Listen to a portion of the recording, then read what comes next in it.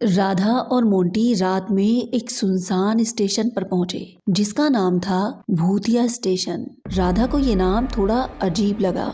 जब उसने inquiry counter पर जाकर आने वाली ट्रेन के बारे में पूछा तब वहां बैठे एक अंकल ने बताया, ये स्टेशन भूतों का स्टेशन है, यहाँ सिर्फ आत्माएं रहती हैं, तुम यहाँ से भाग जाओ। राधा और मोंटी ये सुनकर वहाँ से बाहर भाग आए और स्टेशन के बाहर किसी सवारी का इंतजार करने लगे। रात बहुत अंधेरी थी, आसपास कोई दिखाई ही नहीं दे रहा था। तभी राधा को दूर से आती एक रिक्शा दिखाई दी। जब वो रिक्शा पास आई तब उसने देखा उसमें एक लड़का पहले से बैठा था।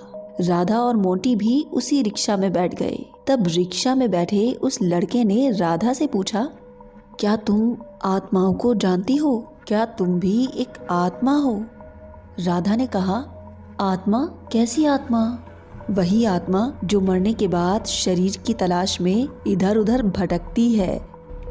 राधा को थोड़ा डर लगने लगा। उस लड़के ने कहा, क्या तुम आत्माओं से बात कर सकती हो?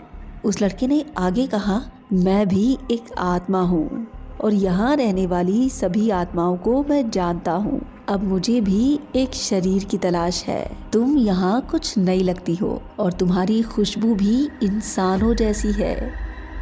उस लड़के की आंखें चमकने लगी। राधा ने तभी रिक्शा को रोका, लेकिन आगे तो शमशान घाट है, उस लड़के ने कहा। तब राधा ने मोंटी का हाथ पकड़कर बिना कुछ बोले वहां से भागना शुरू कर दिया।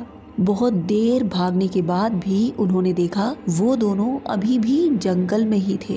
अब राधा और मोंटी बिल्कुल थक चुके थे। अंधेरे में कुछ दिखाई भी नहीं दे रहा था। तभी उन्हें बहुत दूर पेड़ के नीचे कुछ दिखाई दिया। जब उन्होंने पास जाकर देखा तो वो वही लड़का था जो उनके साथ रिक्शा में मौजूद था। राधा ये देखकर चकरा गई।